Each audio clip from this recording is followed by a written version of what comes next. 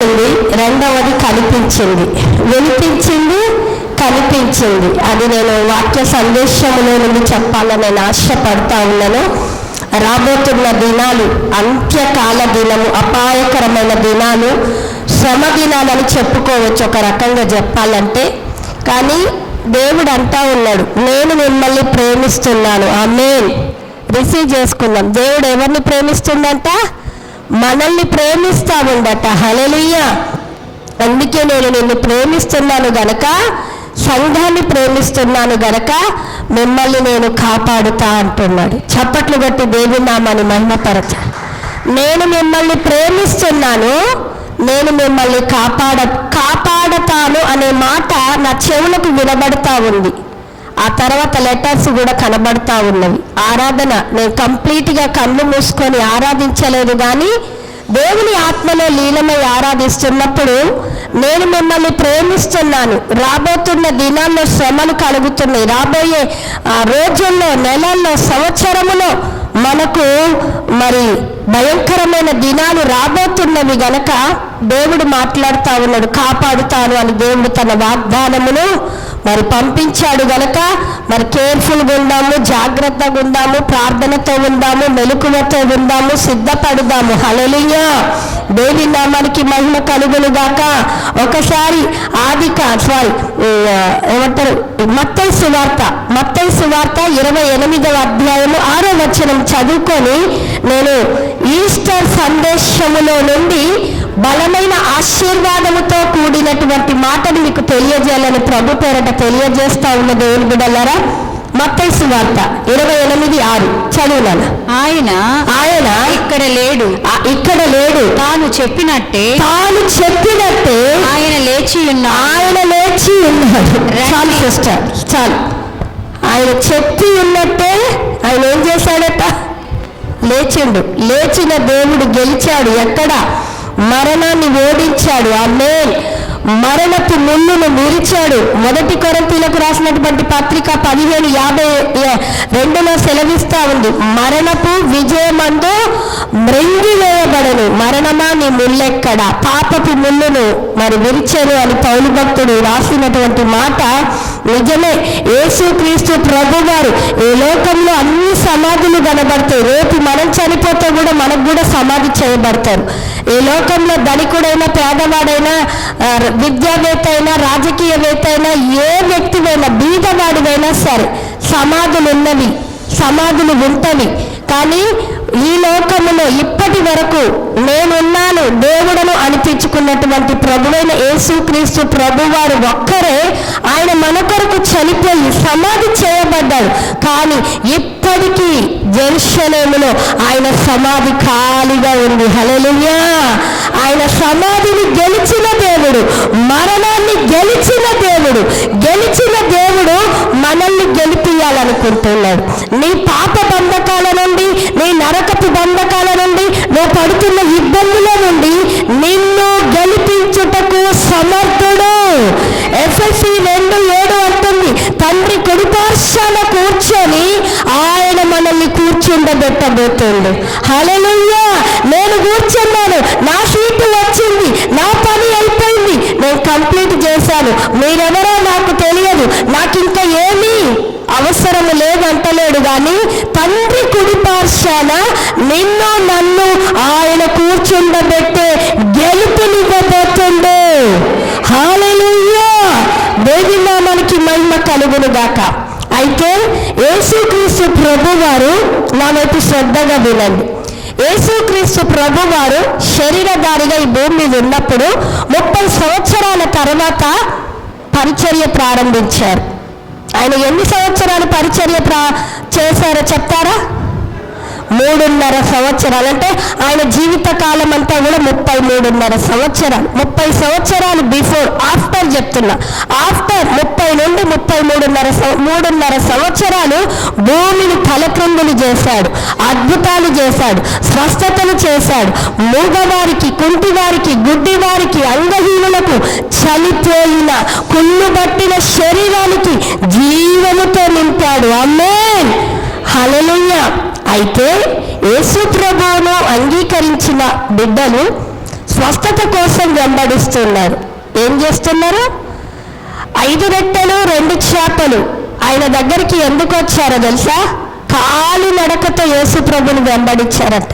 ఆయన చేస్తున్న బోధన వినడానికి ఒక ఎత్తు అయితే, ఆయన దగ్గర అద్భుతాలు పొందుకోవడానికి. ఆమేన్. ఈరోజు నా టాపిక్ ఏంటంటే, ఉదయం చెప్పాను జయం మనదే, గెలుపు మనకిస్తాడు. ఈరోజు నేను చెప్పబోయేమా గెలుపులో నీవు ఎలా ఉండాలి అనే మాట నేను తెలియజేయాలని ఇష్టపడతాను. గెలుపులో మన స్థానం ఏంటిది? గెలుపులో నీ పరిస్థితి ఎక్కడుంది? గెలుస్తాము అని నువ్వు అనుకుంటే నువ్వేం చెయ్యాలి? దేవుడు గెలిచాడు, మరణాన్ని జయించాడు, పాపాన్ని జయించాడు, ప్రతి దాన్ని జయించాడు గనుకనే గెలుపొందిన విన్నరుగా, విజయుడుగా, జయశీలుడుగా ఉన్నాడు. ఆమేన్. ఆయన మనల్ని అలా చెయ్యాలంట. నిన్ను గెలుపు నొందిన వాడివిగా, దానిగా నువ్వు చెయ్యాలనుకుంటుండు.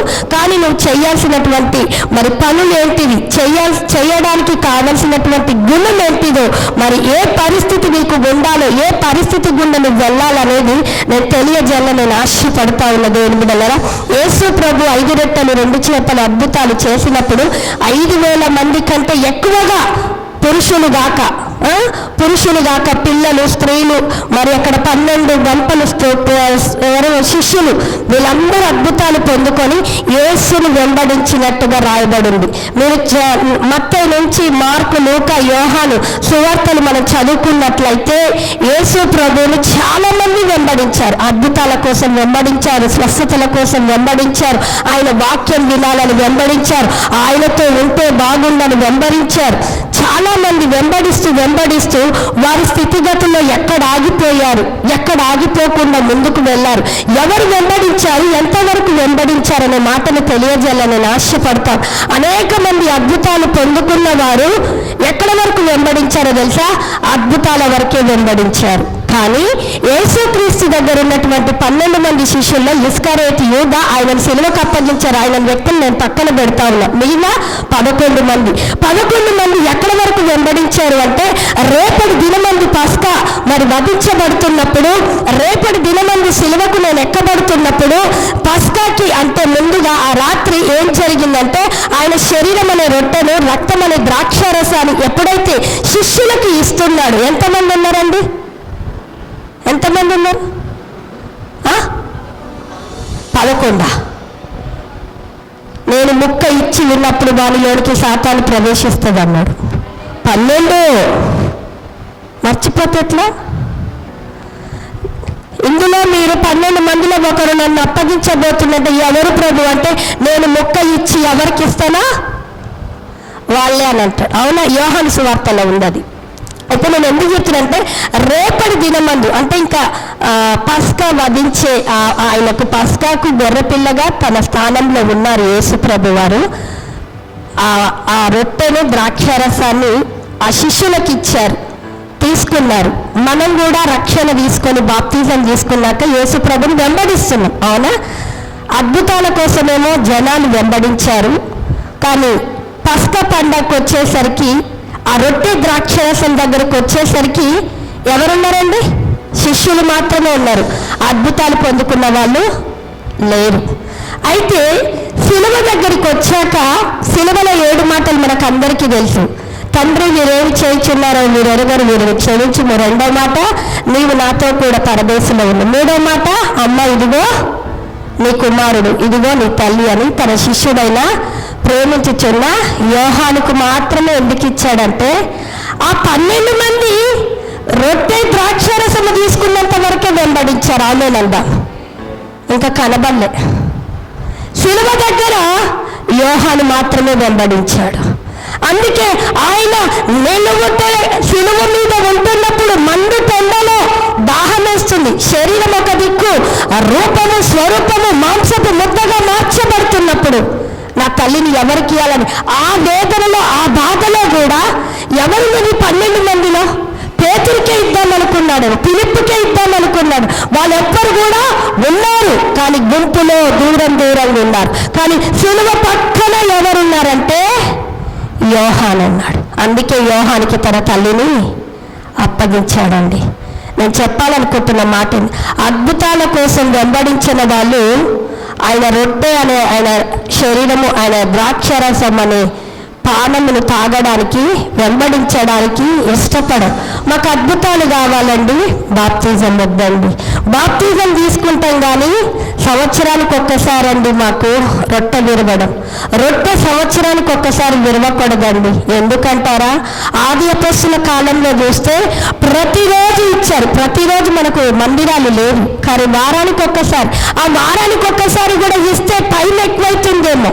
కొన్ని సమయాలలో అనౌన్స్మెంట్, ప్రార్థన, వాక్యము తగ్గిపోతుందేమోనని నెలకు ఒక్కసారన్నా, నెలకు 2 సార్లు అన్నా ఆ సంఘము రొట్టె ద్రాక్షారసమైన శరీరము, ఆయన రక్తము తీసుకుంటున్న విశ్వాసులు బలంగా తయారవుతారు. అమ్మే మేము తీసుకోమండి, మాకు వద్దండి అన్నవాళ్ళు బలహీనమవుతారు. నువ్వు వెంబడించలేవు, నువ్వు ఆయనను అనుసరించలేవు. అనుసరించకుండా నీ శరీర కోరికలు, అనుసరించకుండా ఈ లోకములో ఎదురవుతున్న పోరాటాలను చూసి ఆగిపో. ఎందుకండి వేల సంఖ్యలో యేసు ప్రభువును వెంబడించారు. ఎందుకు? సిలువ దగ్గరకు వచ్చేసరికి యేసు ప్రభు దగ్గర కొద్ది మందిగా ఉన్నట్టు, అందులో శిష్యుడు మాత్రమే ఉన్నట్టుగా బైబిల్ సెలవిస్తూ ఉంది. నేనంటాను, అద్భుతాలు పొందుకోవడానికి మాత్రమే ఆయనను వెంబడించద్దు. రొట్టె ద్రాక్షారసమును తీసుకొని నా ఇష్టం ఉన్నప్పుడు నేను మందిరంలో అడుగుపెట్టే క్రైస్తవుడిగా, క్రైస్తవురాలిగా కూడా మనం ఉండకూడదు. సంఘానికి ఇచ్చిన నియమాల ప్రకారము నువ్వు యేసు ప్రభువుని వెంబడిస్తూ వెళ్ళాలని ప్రభు పేరట మీకు తెలియజేస్తా ఉన్నా. మూడవది, ఎవరు ఆయనను పునరుత్థాన బలము వరకు, పునరుత్థాన శక్తి వరకు వెంబడించారో చెప్తారా? ఎవరు ఆయనను వెంబడించారు? చివరి వరకు వెంబడించారు. బైబిల్లో ఒక వ్యక్తి ఉన్నారు, చెప్తారా? గట్టిగా చెప్పాలి, గట్టిగా చెప్పాలి. ఆమె వెంబడించింది కనుక ఈరోజు ప్రతి సంఘములో, ప్రతి క్రైస్తవులకు సేవకులు బోధించేది ఈస్టర్ అంటే మగ్దలేని మరియనే గుర్తుకొస్తుంది. అవునా కాదా? ఎందుకో తెలుసా? మగ్దలేని మరియ చేసినటువంటి త్యాగము, ధైర్యాన్ని నేను చాలా మెచ్చుకుంటానండి. నేను కూడా ఆ కాలంలో ఉంటే ఏమో నేను అంతగా వెంబడించే దానినో కాదో నాకు తెలియదు, కానీ ఆమె నాకు యేసు ప్రభు తర్వాత మాదిరికరంగా నిలబడిపోయింది. ఆమేన్, హల్లెలూయా. యోహాను సువార్త 20వ అధ్యాయం చదువుకుందాం రండి. 20వ అధ్యాయం 1వ వచనం చదవండి సిస్టర్, కృపా సిస్టర్. యోహాను సువార్త ఆదివారమున ఇంకను చీకటిగా ఉన్నప్పుడు మగ్దలేని మరియ పెందలకడ సమాధి యొద్దకు వచ్చి సమాధి మీద ఉండిన రాయి తీయబడి ఉండుట చూచెను గనుక ఆమె పరిగెత్తుకొని సీమోను పేతురు నొద్దకు యేసు ప్రేమించిన మరి యొక్క శిష్యుని యొద్దకును వచ్చి ప్రభువును సమాధిలో నుండి ఎత్తుకొని పోయిరి. చాలు సిస్టర్, సమాధిలో నుండి. మీరు మత్తయి, మార్కు, లూకా చూస్తే మరియమ్మతో, మగ్దలేని మరియమ్మతో కొంతమంది స్త్రీలు వెళ్ళినట్టుగా రాశారా లేదా? చదివారా లేదా? ఉన్నాయి, చదవండి. 24, 16 తర్వాత 28వ అధ్యాయంలో లూకా సువార్త, మత్తయి సువార్త, వీటిలలో కొంతమంది స్త్రీలు సుగంధ ద్రవ్యాలు ఆ యొక్క శవానికి పుయ్యడానికి, యేసు ప్రభు యొక్క పార్థిక దేహానికి పుయ్యడానికి కొంచెం మంచి పర్ఫ్యూమ్ని రెడీ చేసుకొని స్త్రీలంతా పెందల కడనే మ్యాక్సిమం 3-4 టైం అంటే 3 నుంచి 4 గంటల ప్రాంతంలో వాళ్ళు సిద్ధపడి సమాధి దగ్గరికి వెళ్తున్నట్టుగా రాశారు. కానీ యోహాను, యేసుక్రీస్తు ప్రభు యొక్క ప్రేమించిన యోహాను మాత్రము ఏమని రాశాడు? ఎందుకు రాశాడు? మరియ ఒక్కతే, మగ్దలేని మరియ ఒక్కతేనని రాశాడు. నేను ఇది చాలా ఇంపార్టెంట్గా మన ఆత్మీయ జీవితాలకు ఒక ప్రత్యేకమైన సందేశంగా తీసుకోవాలని నేను ఈ మాటను మీకు తెలియజేస్తాను. ఒక్కతే మగ్దలేని మరియ అని రాశాడు. ఎందుకు అంటే ఈ యొక్క యోహాను సువార్త ప్రజలందరికీ కలిసి రాయబడింది. ఆమేన్. యూదులకేమో మత్తయి, మార్కేమో గ్రీకులకు, లూకా ఏమో మరి గ్రీకు రోమా సామ్రాజ్యానికి వీళ్ళకు రాసినట్టుగా ఉంటే, ఇది మాత్రము అనేక జాతులకు, భాషలకు, మతాలకు సంబంధించిన ఏ ఒక్కరికైనా ఈ సందేశం అందించబడాలి, ఆశీర్వాదకరంగా ఉండాలని యోహాను రాశాడు. ఏమని రాశాడు? 21లో రాయబడింది, ఇంకనూ చీకటిగా ఉండగా మగ్దలేని మరియా ఎక్కడికి వచ్చింది? సమాధి దగ్గరికి వచ్చింది. ఆమేన్. అద్భుతాల కోసము జనసంఖ్య ఫాలో అయింది. రొట్టె విరిచడానికి ఏమో 12 మంది ఫాలో అయ్యారు. సిలువ దగ్గరనేమో, సమాధి దగ్గర ఎవరున్నారండి? సమాధి దగ్గర ఎవరున్నారండి? ఎవ్వరు లేరు. కానీ ఒక్కరు వచ్చారు. టైం గుర్తుపెట్టుకుందో ఏమో, సమాధి దగ్గరికి, చీకటితో సమాధి దగ్గరికి ఒక్కతే. ఎంత డేరండి మగ్దలేని మరి. ఎక్కడి నుండి వచ్చిందన్న ధైర్యం అని నేను ఆలోచిస్తుంటే, మీరు లూకా సువార్త 8:2 రాసుకోండి, తీయకూడదు. ఎక్కడి నుండి వచ్చిందంటే, మగ్ద అనే ఊరిలోనికి యేసు ప్రభువు ప్రవేశించాడు. ప్రవేశిస్తే ఆ ఊరు చీకటి. ఆమేన్. ఆ ఇల్లు చీకటి. ఏంది ఊరు చీకటి, ఇల్లు చీకటి అంటే, ఆ ఇంటిలో ఉన్న వ్యక్తిలో దయ్యాలు తాండవిస్తున్నాయి. ఆ ఇంటిలో ఉన్న వ్యక్తి చీకటి అలముకొని బంధకాల చేత బంధించబడి ఇంటిని దయ్యాల చేత చేసింది గాక ఊరునంతా. ఎక్కడికన్నా వాళ్ళ అక్కనో వాళ్ళ అమ్మనో తీసుకొని పోతే, ఈమెను ఊరంతా తిప్పకండి, ఈమెలో ఉన్న దయ్యము ఊర్లోనికి కూడా వస్తుంది, మా పిల్లలకు అంటుకుంటుంది, మా పిల్లల్లోనికి వస్తుంది అని మగ్దలేని మరియను ఒక రూములో, చీకటి రూములో వేసేదండి.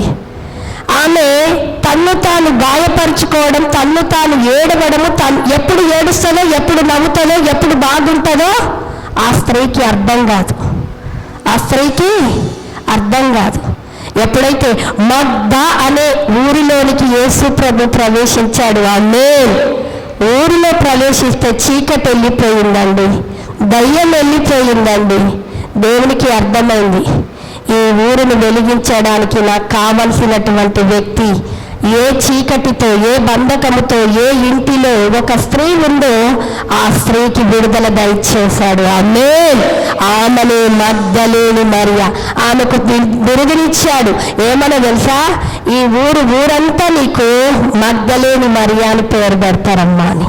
అందుకే బైబిల్లో మగ్దలేని మరియా అంటే ఊరి పేరు. అది ఆమె నివాసము చేస్తున్న ఊరును బట్టి మరియకు ఆ పేరు వచ్చింది. ఎందుకు ఆ పేరు వచ్చిందంటే, ఆమె లోపల సంపూర్ణమైనటువంటిది, పర్ఫెక్షన్ కలిగినటువంటి 7 దయ్యముల చేత బాధపడిందంట.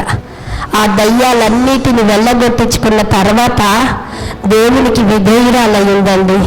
దేవునికి విధేయురాలయ్యాక, అద్భుతము పొందుకున్నాక, అద్భుతమే పొందుకున్న సిలువ దగ్గరనే ఉండిపోతాను అనుకోలే.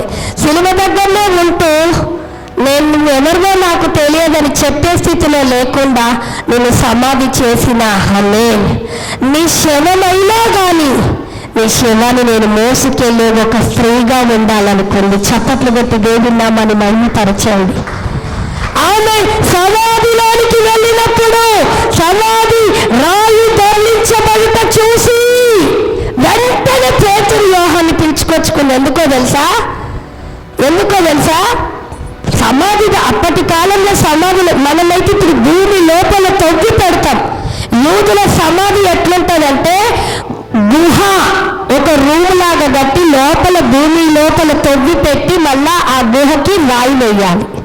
అది అప్పటి కాలంలో. మీరు లాజర్ చనిపోయినప్పుడు కూడా, లాజర్ మార్తల మరియమ్మల యొక్క సహోదరుడు చనిపోతే ఆ రాయిని మీరే తొలగించండి అన్నాడు యేసు ప్రభు వారు. అవునా లేదా? అవునా లేదా? నా వైపు చూడాలి, వచ్చేవారి వైపు చూడకూడదు. అవునా లేదా?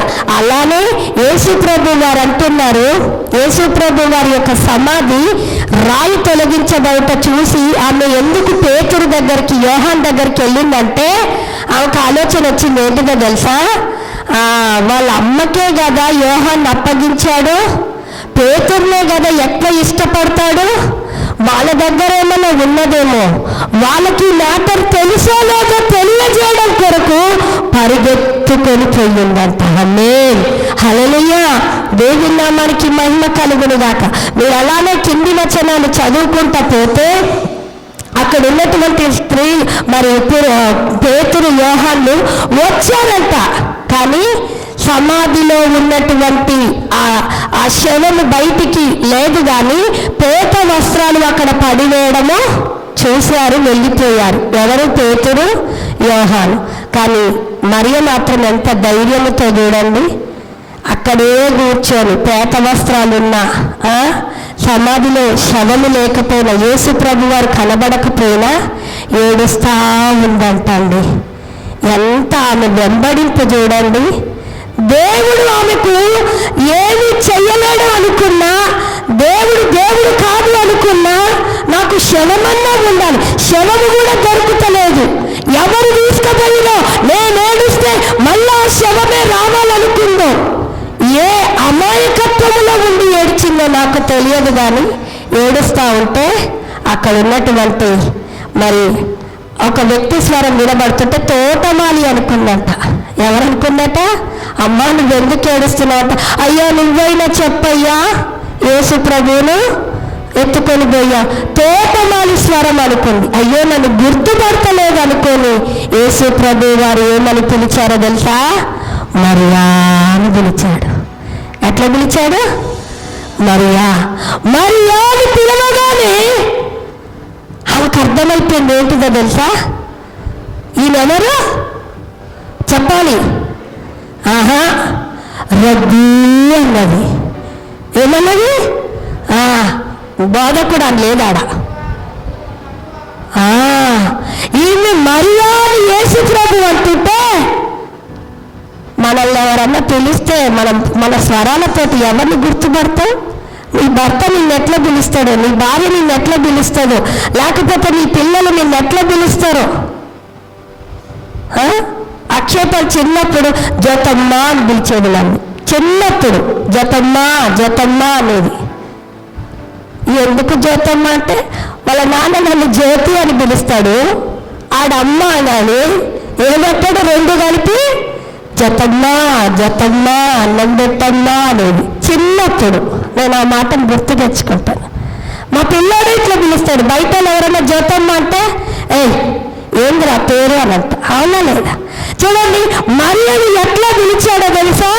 అమ్మాయి ఎందుకు ఏడుస్తున్నావు? తోటమ్మలో నువ్వు చెప్పయ్యా, ఎవరెత్తుకు పేరు చెప్పయ్యా అంటుంది. ఓహో, ఈమెకు పిలవాల్సిన డైలాగులో నేను పిలవాలి, చెప్పాల్సిన టైటిల్లో నేను చెప్పాలి. మరియా అన్నాడు. బోధకుడా రబ్బీ అని ఒక్కసారి దగ్గర రాబోతుంటే నువ్వు నన్ను ముట్టుకోవద్దు, నేను మహిమ కలిగిన దేవుణ్ణి. ఆమేన్. చప్పట్లు కొట్టి దేవుని నామాన్ని మహిమపరచు. నేను చెప్పాలనుకున్న మాట ఏంటిదేనంటే, అద్భుతాల కోసం జనసంఖ్య వెంబడించింది, సిలువ దాకా రాలేదు, పునరుత్థానం దాకా రాలేదు. యేసు ప్రభువుని పిలుచుకున్న 12 మంది శిష్యులు సిలువ దాకానే ఒక్కరే వచ్చారు. ఆయన రొట్టె, ఆయన రక్తము, ఆయన శరీరం అనే పస్కాను భుజించేటప్పుడు 12 మందే వచ్చారు. కానీ పునరుత్థాన శక్తిని, బలమును వెంబడించడానికి ఎవరు రాలే.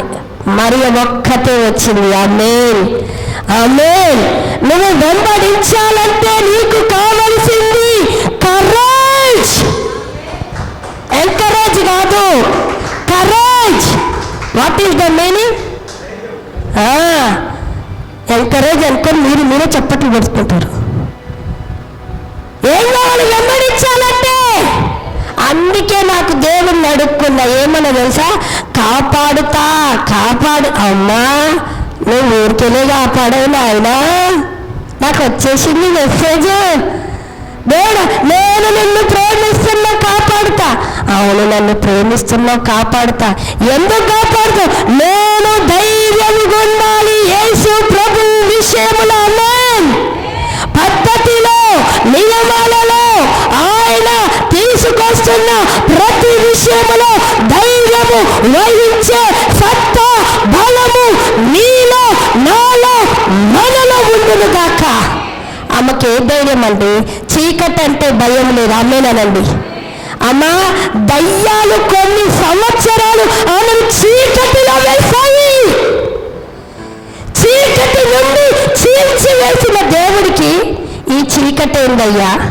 లోక చీకటి ఎందుకయ్యా? నాకు నన్ను కొన్ని సంవత్సరాలు ఒకరితో మాట్లాడకుండా, స్నేహము చేయకుండా, మంచిగా ఉండకుండా పిచ్చిదాన్ని చేసిన దయ్యాలయ్యా నాలో.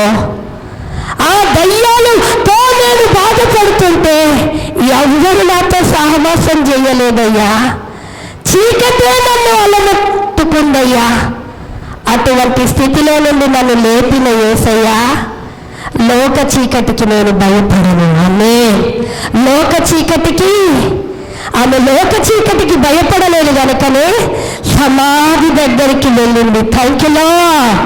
నేనంటాను, చీకటిలాగా నీ ఇంట్లో ఏమున్నాయో, నీ ఒంటిలో ఏమున్నాయో దేవుని బిడ్డ, చీకటే. ప్రతి ద్వారము, ప్రతి మార్గము నీకు చీకటి వంటి. మగ్దలేని మరి అంటుంది, చీకటితో కొన్ని సంవత్సరాలమ్మ నేను గడిపాను. చీకటితో కొన్ని నెలలు నా జీవితమే చీకటి. కానీ నీతి సూర్యుడు ఉదయించిన తర్వాత చీకటిని చీల్చుకొని నేను పునరుత్థాన శక్తిని వెంబడిస్తున్నా. ఈరోజు నీకుందా ధైర్యము? చీకటి పరిస్థితులు కొంచెం మంచిగా జరగకపోతే ఏం దేవుడని వెంబడించకుండా వెనక్కుంటున్నాం. ఆయన ప్రభు బలలో శరీరమును తినకుండా, రక్తము తాగకుండా నీ ఇష్టానుసారంగా ఒక్కొక్క నెలను మిస్ చేస్తా ఉన్నావు. ఎక్కడి నుండి వస్తుంది నీకు ఈ ధైర్యము? ఎక్కడి నుంచి నువ్వు పొందుకోవాలి ఈ ధైర్యము అంటే? ఆయన వాక్యముతో దేవుని బిడ్డలారా. వాక్యం అంటుంది నీతి మంతులు చెప్పాలి. కంటిన్యూషన్ సామెతలు 28:1 నీతి మంతులు ఎట్లుండాలి? నీతి మంతుల జాబితాలో నువ్వు రావాలి. ఆయన రక్తము చేత ఒక్కసారి కడగబడిన నీవు నీతిమంతుడవే. కానీ వాక్యము చేత నువ్వు నింపబడుతున్నప్పుడు నీతిమంతుడవు. ఆమేన్. హల్లెలూయా. నీతిమంతుడు విశ్వాసము మూలంగా బ్రతుకుతాడట. విశ్వాసం ఉంది. ఆయన వాక్యము చేత నింపుకొని వాక్యము చేత నడుస్తుంటే చీకటి చీల్చుకొని దేవుడు నీకు వెలుగును ప్రకాశింపచేస్తాడు. గట్టిగా హల్లెలూయా. సమాధి దగ్గరికి వెళ్ళింది. అందులో ప్రత్యేకమైనది ఏంటంటే మామూలు దగ్గరికి కూడా పోలే. కానీ ఆమె ఏ తోడు లేకుండా, అందుకే యోహాను సువార్త 21 ఒక్కతే వెళ్ళినట్టుగా రాయబడు. ఆమె ఎంత ధైర్యవంతురాలంటే యేసు ప్రభువుని పునరుత్థానం వరకు బలమును రుచి చూడాలి అనుకుంది. ధైర్యముతో వెళ్ళింది. ఆమేన్. నేను అంటాను, ఈ పునరుత్థాన శక్తి బలము నీలోనికి రావాలి, నీ ఇంటి మీదకి రావాలి, నీ పరిస్థితుల మీదకి రావాలి, నీ సమస్య మీదకి రావాలి, నీ రోగం మీదకి రావాలి అంటే ధైర్యం వహించండి. ఏం చేయాలి? ధైర్యం వహించండి. ధైర్యంతో ఉంటే నీ పని సక్సెస్. గట్టిగా నువ్వు ధైర్యంతో ఉంటే నువ్వు చేయబోతున్న కార్యం సక్సెస్ఫుల్. అధైర్యంగా ఉన్నావా? పిరికి ఉన్నావా? నీ ఇష్టం వచ్చినప్పుడు ఉన్నావా? నీకు కష్టం వచ్చినప్పుడు దేవుడు అన్నావా? ఇష్టం వచ్చినప్పుడు దేవుడు అన్నావా? అద్భుతాల కొరకే దేవుడు అన్నావా? నీకు ధైర్యం ఉండదు. దేవుడు అదే మాట్లాడుతూ ఉన్నాడు. సో దేవుని మాటలు మనం ఏం చేయాలంటే మగ్దలేని మరియవలె మనము ధైర్యముగా ఉండాలట. ఏం చేయాలట? ప్రతి పరిస్థితుల్లో, ప్రతి రాబోతున్న పెట్రోలు, గ్యాసు భయంకరంగా అది తగ్గబోతుంది. నిత్య అవసరాల వస్తువులు పెరగబోతున్నవి. సో అమౌంట్ మనకు ఉండదు, మన శాలరీలు పెరగవు, ఉన్న ఉద్యోగాలు ఊడొచ్చు, ఏమన్నా కావచ్చు. కానీ నువ్వు కలిగే విశ్వాసం ఏంటిదో తెలుసా? నీకొక విశ్వాసము, నీకొక వాక్యము, నీకొక మాట నువ్వు కలిగి ఉండాలి. ఏలియాను దేవుడు కాకోలములతో పోషించినట్టుగా లోకమంతా కరువున్నా ఏమనాలి చెప్పండి? అయ్యో మీరు కంటిన్యూ చేయట్లేదు. ఏలియాను కాకోలములతో పోషించిన నీవు మాత్రము నన్ను మీరు అంటారా? భర్త శాలరీ లేకపోతే ఉంటుంది యుద్ధం. నువ్వు నెలంతా కష్టపడే దేనికి అనుకుంటున్నావు? పిల్లల్ని పోషించాలి, నన్ను పోషించాలి, హాయిగా తిని కూర్చుంటావు అని నీ భార్యలు ఉన్నారు, భర్తలు ఉన్నారు. పిల్లలు కూడా అడిగినవి మనం కొనియచ్చు. ఏం కొనియవేందమ్మా మేము అడిగినవి అని అడిగే పిల్లలు ఉన్నారు. కానీ దేవుడు అంటా ఉన్నాడు, ఈరోజు ఏ శ్రమ రాబోతుందో నాకు తెలియదు మన మీదికి, మన ఇంటి మీదికి. కానీ నువ్వు ధైర్యంగా మగ్ధలేని మరియు ధైర్యంతో నింపబడినట్టుగా మనం నింపబడితే ఆమేన్. పునరుత్థాన శక్తిని, బలమును దేవుడు ఆమెను కనపరుచుకున్న రీతిగా దేవుడు నీ మీదికి, నీ కుటుంబం మీదికి తన శక్తిని కనపరుచుకోబోతుండు. ఆమేన్. హల్లెలూయా. దేవుని నామానికి మహిమ కలుగును గాక.